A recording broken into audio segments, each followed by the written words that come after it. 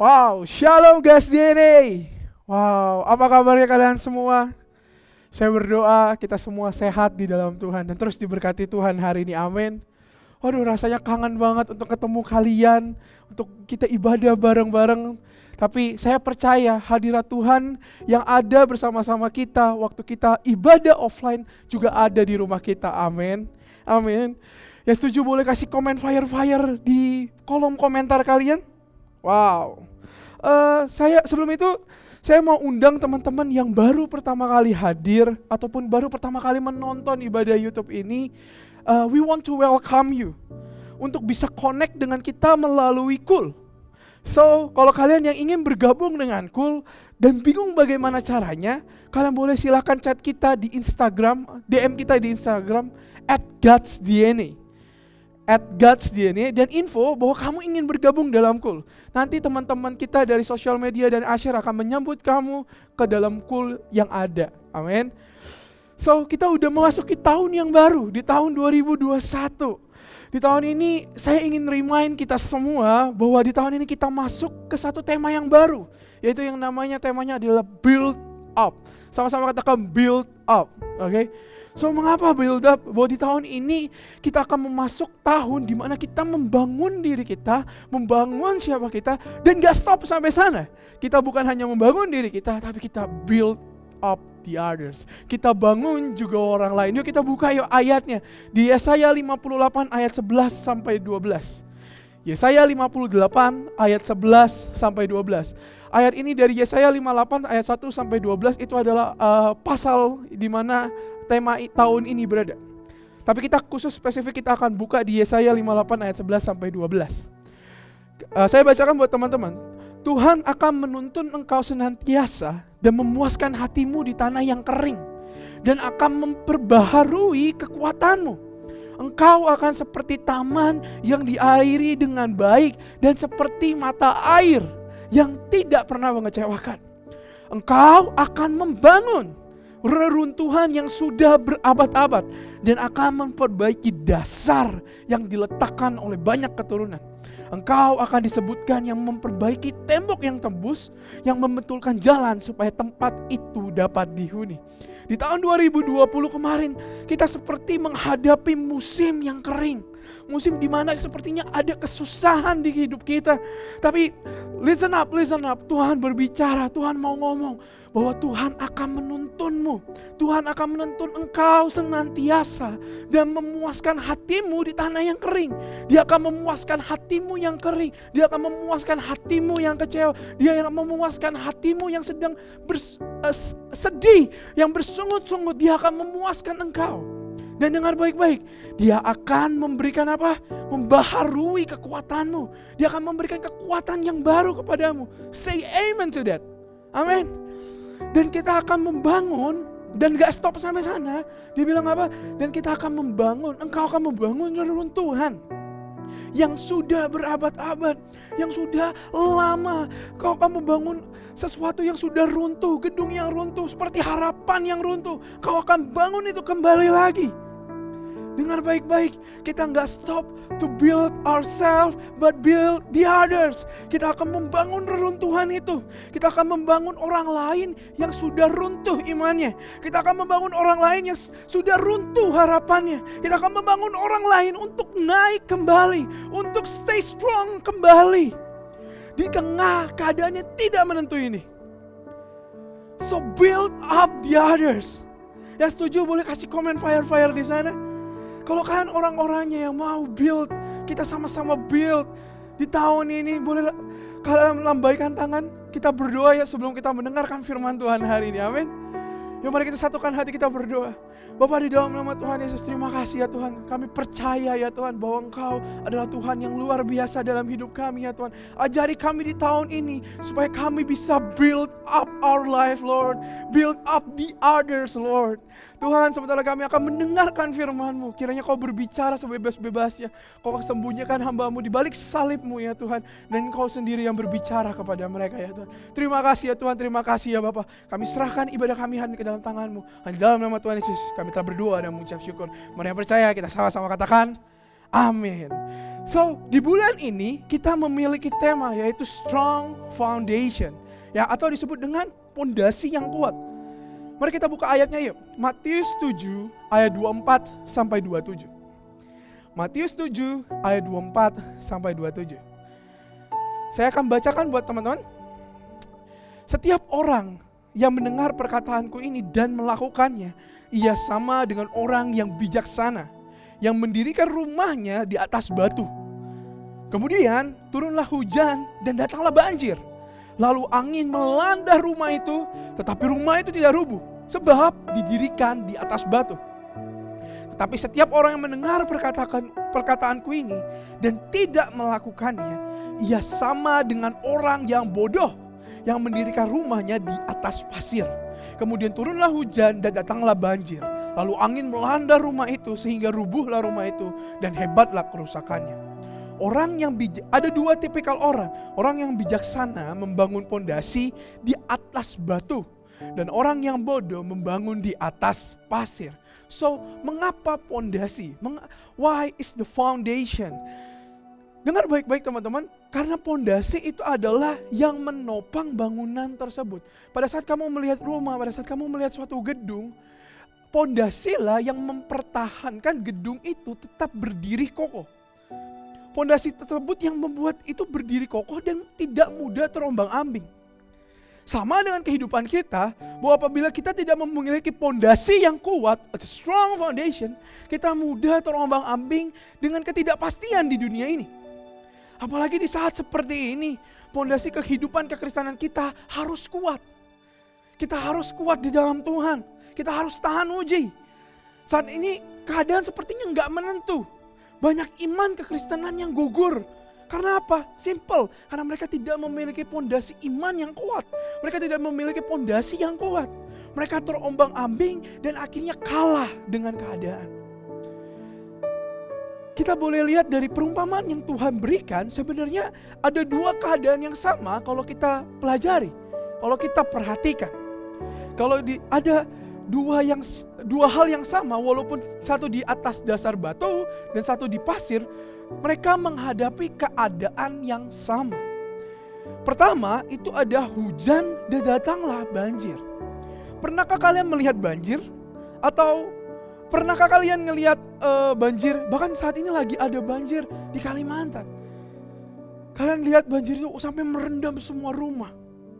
Saya juga pernah mengalami kebanjiran dulu waktu di rumah saya. Tapi puji Tuhan, saya ngelihat banyak barang-barang saya yang terombang-ambing di tengah kebanjiran tersebut. Dan pada saat banjir, semua yang tidak memiliki pondasi yang kuat, semuanya terombang-ambing. Semuanya ikut arus dengan banjir tersebut. Tapi puji Tuhan, rumah saya masih berdiri kokoh. Karena apa? Karena dia memiliki pondasi yang kuat, yang lebih kuat daripada banjir tersebut. So, pada saat yang sama saya melihat bahwa banyak barang-barang saya yang ikut dengan banjir tersebut. Kenapa? Karena dia tidak memiliki pondasi. Dia tidak memiliki sesuatu yang menancap, yang kuat, sehingga dia tetap berdiri teguh. Tidak. Tapi kenapa? Tapi rumah saya tetap berdiri kokoh karena dia memiliki pondasi yang kuat. Nah, pertanyaannya, pada saat banjir datang ke rumah kita baru tahu apakah pondasi itu kuat atau tidak. Sama seperti hidup kita. Kita tidak bisa tahu apakah kita memiliki dasar yang kuat atau tidak. Kita memiliki dasar yang kuat di hidup kita kalau kita tidak pernah mengalami tekanan. So when the pressure of life come, that's when the quality of the foundation is exposed. Pada saat tekanan hidup itu ada, banjir itu datang, disitulah kualitas pondasi kita itu terbuka, itu diketahui. Di tahun 2020 saya bersyukur. Kenapa? Di tahun ini kita harus mensyukuri di tahun 2020. Walaupun sepertinya susah, walaupun sepertinya banyak kekecewaan, tapi saya bersyukur karena saya masih bisa berdiri sampai sekarang. Saya masih bisa tetap mempertahankan iman saya di tengah-tengah kegusaran dunia. So when the precious life comes, kita baru tahu fondasi kita ini kuat atau enggak. Pada saat kita lagi ngadepin tekanan, siapa yang kamu harapkan pertama kali? Waktu pada saat tekanan itu datang, siapa yang kamu cari? Siapa yang kamu datangi? Siapa yang kamu pilih? Kamu pilih Tuhan atau pilih dunia di saat itu? Pada saat kamu memiliki pondasi yang kuat, kamu akan tetap berdiri kuat walaupun tekanan itu akan datang. So makanya kita bilang, kalau kita mau build up hidup kita, tidak mungkin kalau kita tidak memiliki pondasi yang kuat. So the reason why kita harus memiliki strong foundation, pondasi yang kuat. So pertanyaannya, apakah kamu memiliki pondasi yang kuat saat banjir itu datang? Itu keadaan yang pertama kalau kita pelajari. Sama-sama keadaannya, sama-sama banjirnya, tapi dua outcome yang berbeda. Di mana pondasi yang kamu bangun? Apakah di atas batu atau di atas pasir? So, yang kedua, apa? Sama-sama membangun rumah. Mereka sama-sama membangun rumah, tetapi hasil yang didapatkan berbeda pada saat banjir datang. Satu bertahan dan satu hancur. Karena apa? Jawabannya simple. Karena jawabannya pondasinya nggak kuat. Pondasi di atas pasir itu sepertinya kuat, tapi ternyata waktu banjir datang itu menghancurkan. So the house, the structure you build, that's your life. Apa yang kamu dibangun di hidupmu saat ini, apa yang kamu bangun di rumah imanmu saat ini, that's your life. Di mana kamu bangun itu semua? Apakah kamu bangun di atas batu yang kuat atau kamu bangun di atas pasir yang mudah goyah? Apabila rumahmu memiliki pondasi yang kuat, maka kuatlah hidupmu. So, struktur apa yang akan kamu bangun di tahun ini? Apa yang akan kamu bangun di tahun ini? Dan yang paling penting, sebelum kamu membangun sesuatu, kamu harus bangun pondasinya dengan kuat. So, kehidupan apa yang kamu bangun? Itulah hidupmu. Ada beberapa fakta menarik tentang pondasi. Yang pertama, pondasi dibangun terlebih dahulu.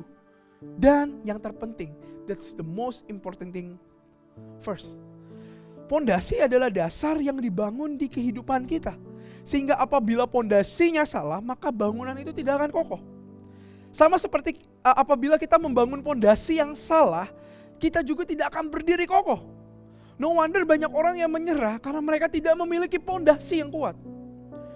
Kalau kita membaca Matius 5-7, Tuhan Yesus yang mengajari murid-muridnya di sana. Tuhan Yesus lagi mengajari banyak orang di sana. Kalau kamu pelajari di Matius 5 ayat 7, kalian boleh baca nanti. Bahwa Tuhan tuh sebenarnya saat itu lagi memberikan pondasi yang benar. Apa pondasi yang benar yang Tuhan lagi berikan? Tuhan lagi berikan karakter Tuhan. Berdoa bagi musuh. Padahal dulu diajar kalau ditunjuk matamu, ditonjok kamu harus balas gitu. Gigi balas gigi gitu, mata balas mata. Itu yang bangsa Israel yang bangsa Israel pelajari. Tapi Tuhan datang, Tuhan mengajari apa? Berdoa bagi musuhmu. Sesuatu kontradiktif banget yang dirasakan oleh bangsa Israel. Tapi sebenarnya Tuhan lagi mengekspos karakternya Tuhan. Tuhan lagi mengajarkan bahwa kamu harus memiliki pondasi yang benar. Yaitu karakternya Tuhan. Berdoa, berpuasa, jalan yang benar. Kamu harus memilih Mamon atau Tuhan. Kamu gak bisa ikut setengah-setengah. Kalau kalian baca dari Matius 5 sampai Matius 7, Tuhan memberikan pondasi dalam mengikuti Tuhan yang benar. Catat baik-baik, Tuhan sedang memberikan pondasi dalam mengikuti Tuhan yang benar. Dia mengajari karakternya Tuhan. Godly character or Christ likeness. Seperti Kristus hidup. Tuhan ingin kita apa? Memiliki integritas dalam mengikuti Tuhan. Pilih Tuhan atau Mamon. Pilih dunia atau Tuhan. Pondasi yang dibangun di atas batu atau di atas pasir. Integritas menjadi kunci untuk melalui tahun ini. Tahun ini pun Opa Niko memberikan kita tema The Year of Integrity. So, integritasmu menentukan siapa kamu. Integritasmu menentukan apakah kamu memiliki pondasi yang kuat atau tidak. Pondasi yang di atas batu atau di atas pasir. Dengar baik-baik, integritas adalah sesuatu yang tidak tergoyahkan. Sama seperti fondasi. Integrity is the foundation. Pada saat kamu punya integritas, itu adalah fondasi yang benar, yang di mana kamu akan melangkah. So, yang pertama faktanya menarik adalah fondasi dibangun terlebih dahulu. Integritasmu dibangun terlebih dahulu. Kamu mengikuti Tuhan, kamu mempunyai karakternya Tuhan. So, that's the strong foundation. Fondasi dibangun terlebih dahulu dan itu yang terpenting. So, integritasmu di tahun ini menjadi hal yang penting. Kamu mau mengikuti Tuhan atau mengikuti dunia? Kamu mau menang dalam Tuhan atau kamu mau ikut kalah dalam dunia? Pilihan ada di tangan. Yang kedua, fakta menariknya adalah fondasi itu tidak terlihat. Apakah kalian pernah ngelihat suatu rumah yang megah banget? Dan yang kalau kamu masuk ke rumah yang megah, saya pernah ngelihat suatu rumah jadi di video YouTube. Waduh, rumahnya kayak istana banget. Tapi yang saya lihat adalah apa? Dekorasinya. Benar gak sih?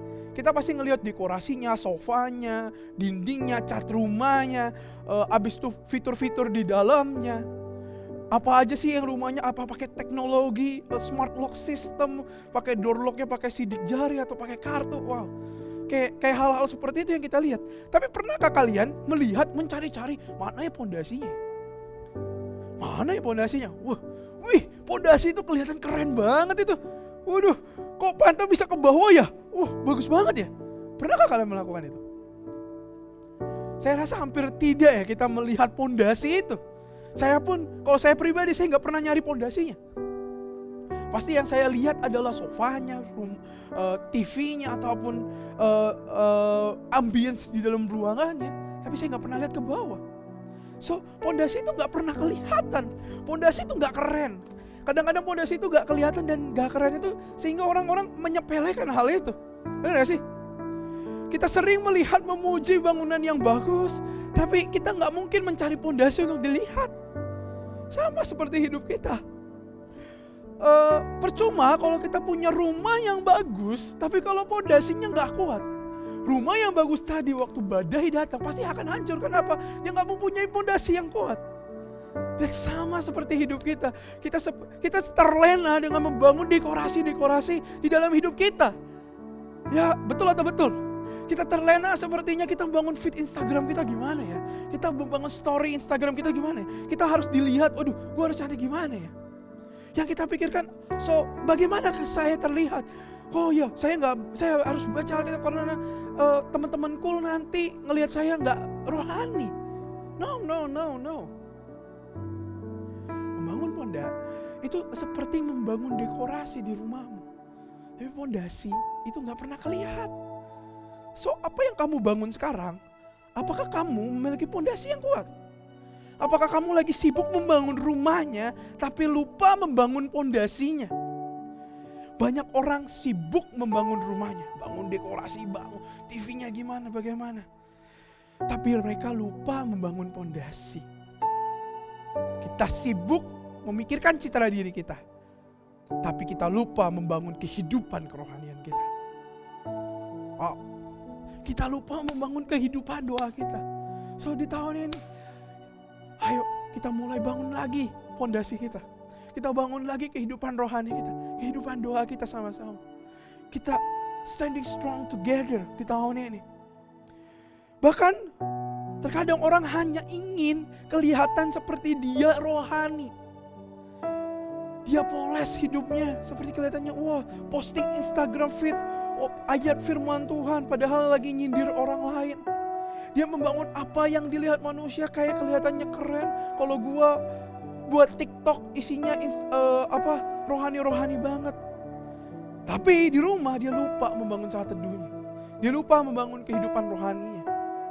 Akhirnya pada saat banjir, pada saat tekanan datang, dia gak kuat. Dia malah hanyut sama banjir tersebut. Saat pandemi seperti ini menyadarkan saya satu hal. Bahwa di sini sebenarnya kita bisa melihat apakah kita memiliki pondasi yang kuat. Kita bisa cross check diri kita. Apakah sebenarnya selama ini kita membangun pondasi atau tidak? Atau kita memiliki pondasi yang kuat gak secara kerohanian kita? Saya terberkati banget dengan perkataan Ko Andre sebelumnya bahwa cara kamu beribadah online akan memperlihatkan diri kamu yang sebenarnya pada saat kamu beribadah offline. Mungkin kamu ibadah offline kamu bisa berpura-pura angkat tangan. Sepertinya di jamaah Tuhan. Tapi kamu gak merasakan Tuhan itu ada. Tapi pada saat kamu di ibadah online ini, saya berdoa, kamu merasakan hadirat Tuhan yang sama. Kamu merasakan hadirat Tuhan yang menjamah hati kamu. Orang sepertinya bisa berpura-pura. Dan akhirnya pada saat ibadah online, mereka gugur di dalam Tuhan. Catat ini baik-baik.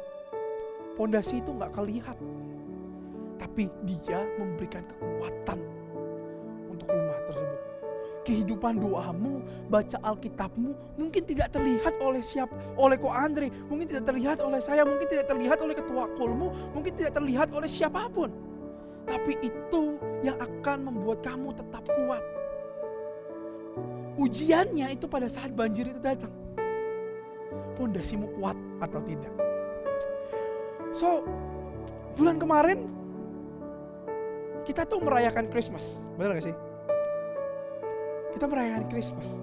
So, apakah kalian di rumah kalian lagi mendekorasi pohon Natal kalian? Mungkin kalian punya pohon Natal, kalian dekorasi. Walaupun di tahun Natal ini kita gak bisa ketemu, harus jaga jarak, harus pakai masker, gak bisa menikmati Christmas seperti biasanya. Tapi ada beberapa teman-teman yang saya lihat mereka posting pohon Natal mereka bagus, lucu gitu.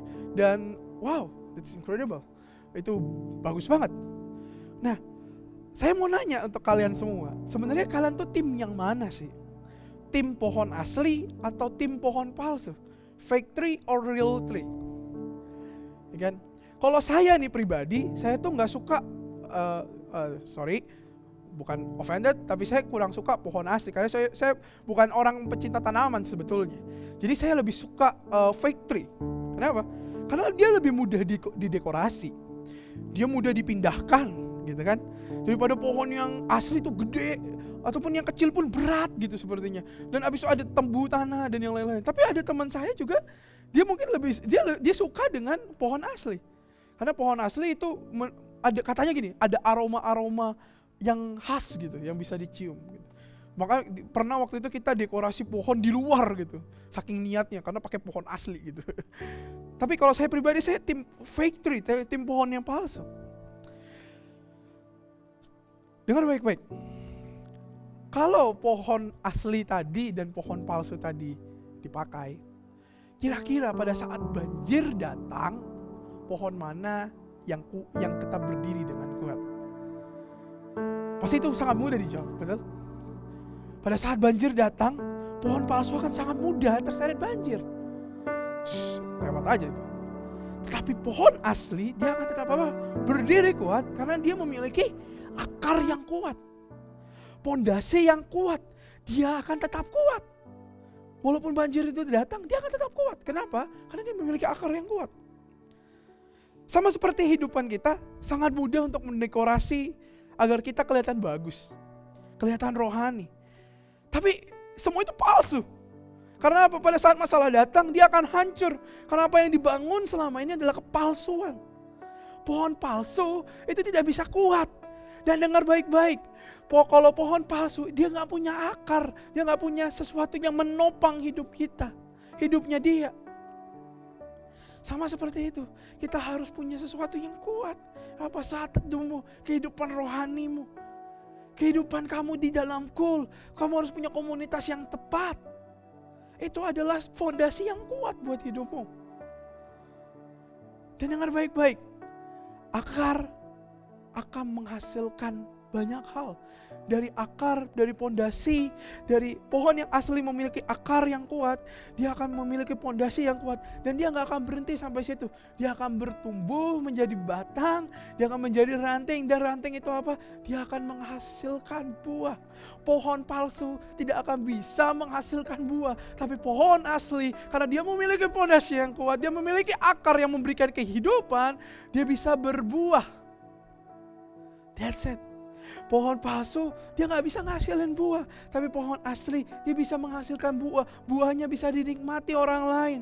Buah-buah sama seperti hidup kita, pada saat kita memiliki pondasi, kita memiliki akar yang kuat, kita bisa menghasilkan buah dan buah kita bisa dinikmati banyak orang. Buah apa?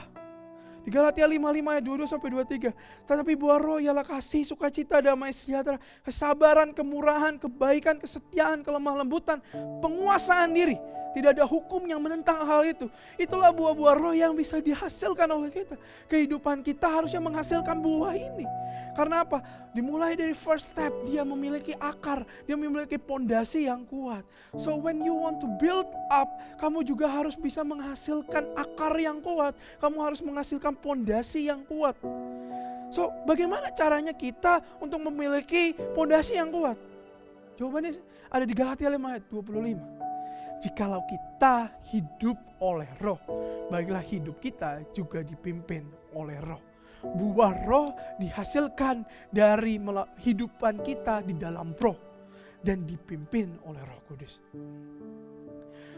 Banyak kan orang dia berpikir bahwa memiliki pondasi it's enough. Tapi dengar baik-baik, gak cuma akar, tapi sampai dia berbuah nantinya. Fake tree, pohon palsu, dia mungkin bisa kelihatan di dekorasi lebih cantik daripada pohon asli. Tapi dengar baik-baik, pohon palsu tidak bisa menghasilkan buah. Cuma pohon asli, dia yang bisa menghasilkan buah. Kekristenan yang kamu bangun, kalau kamu bangun dengan penuh kepalsuan, kamu bangun dengan sesuatu yang sepertinya kamu poles, kamu kelihatannya bagus, kamu kelihatannya baik. Tapi dengar baik-baik, pada saat banjir datang, pada saat ujian itu datang, dia akan hancur. Karena apa? Itu semua kepalsuan. Tapi pada saat kamu punya akar, walaupun tekanan itu datang, justru kamu menghasilkan buah buat orang lain. So when you build up your life, harusnya kamu bisa build up the others. That's why you need the strong foundation. Saya tutup dengan ini. Orang yang membangun pondasi yang kuat, dia tidak akan tergoyahkan oleh banjir, badai, tapi bahkan dia menghasilkan buah. Apa yang kamu bangun saat ini, kalau itu adalah kepalsuan, maka wajar kamu gak memiliki buah. Kamu kalah kalau kena masalah. Coba cek, apakah kamu kalah dalam keadaan seperti ini? Saya berdoa setiap hari kita tetap kuat di dalam Tuhan. Amin.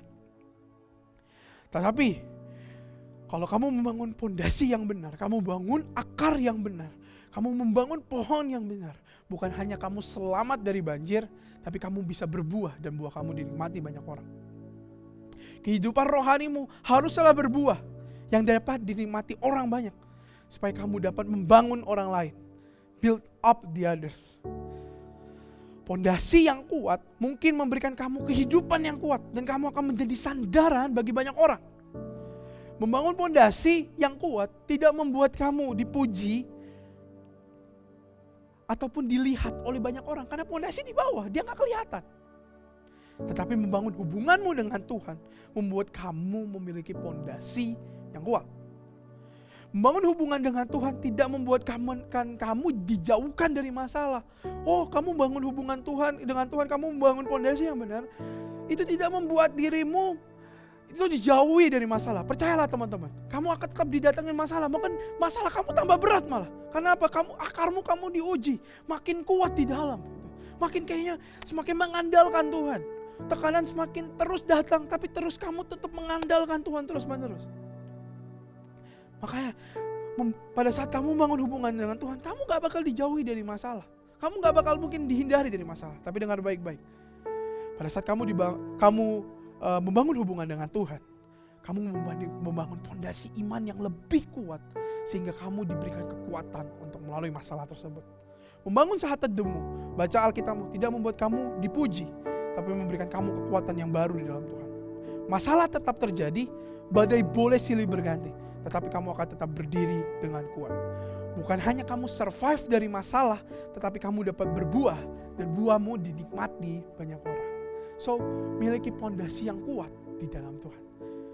Miliki pondasi yang kuat di dalam Tuhan. Amin. Amin. So, teman-teman, siapa di sini kamu mau miliki pondasi yang kuat? Saya sudah selesai. Yang pertama, Kamu harus tahu bahwa pondasi itu dibangun terlebih dahulu, dan itu yang terpenting. Bangun integritasmu, karena integritasmu itu penting di masa seperti ini. Kamu pilih Tuhan atau pilih dunia, kamu pilih mamon atau pilih Tuhan. That's your choice. Integritasmu ya. Kamu harus, pada saat kamu milih Tuhan, kamu harus tetap berintegritas dengan apa yang kamu pilih. Dan pondasi gak pernah kelihatan. Pondasi itu gak pernah kelihatan. Pondasi itu gak pernah dipuji. Tapi dengar baik-baik, pondasi yang menyelamatkan hidup kamu. Dan yang terakhir, pohon yang asli, dia akan menghasilkan buah. Dan buah itu bisa dinikmati orang banyak. Pohon palsu mungkin kelihatannya menarik, tapi dengar baik-baik, pohon palsu kalau dalam keadaan masalah ataupun dalam keadaan banjir, dia tidak akan selamat. Tapi pohon yang asli, karena dia memiliki akar yang kuat, dia memiliki pondasi yang kuat, dia menghasilkan. Dia bukan hanya survive daripada banjir badai, tapi dia malah menghasilkan buah, dan buah dinikmati banyak orang lain. Siapa yang kamu mau menjadi orang seperti itu? Siapakah kamu yang mau memiliki pondasi yang kuat? Boleh lambaikan tangan hari ini. Mari kita berdoa ya hari ini. Bapa, di dalam nama Tuhan Yesus, terima kasih ya Tuhan. Kami percaya ya Bapak bahwa Engkau bekerja dalam hidup kami ya Tuhan. Tuhan, kami tahu ya Tuhan, dimasukin tahun 2021 ini, kami tahu kami harus build up ourselves, build up the others Tuhan. Tapi sebelum itu kami percaya Tuhan, kami harus memiliki pondasi yang kuat Tuhan. Tuhan, Kau yang berkati ya Tuhan, Kau yang setiap orang yang menonton hari ini ya Tuhan. Bapa, dalam nama Tuhan Yesus, berikan mereka kekuatan yang baru, berikan mereka sukacita yang baru, berikan mereka harapan yang baru ya Tuhan. Tuhan yang akan menuntun mereka ya Tuhan melewati tahun ini. Tuhan yang akan menuntun mereka membangun diri mereka. Bahkan mereka bukan hanya sekedar membangun diri mereka, tapi bisa membangun orang lain ya Bapa. Terima kasih ya Tuhan, terima kasih ya Bapa. Hamba-Mu telah selesai berbicara. Hamba-Mu percaya ya Tuhan bahwa Engkau yang akan berjalan di depan mereka ya Bapa. Tuntun mereka ya Bapa. Tuntun hamba-Mu juga ya Bapa. Sehingga kami tahu ya Tuhan, mengakhiri dengan gini, iman kami tetap Engkau temukan dengan setia ya Bapa. Terima kasih ya Tuhan, terima kasih ya Bapa. Kami serahkan semuanya ke dalam tangan-Mu. Hanya di dalam nama Tuhan Yesus kami telah berdoa dan mengucap syukur. Mari yang percaya, kita sama-sama katakan amin.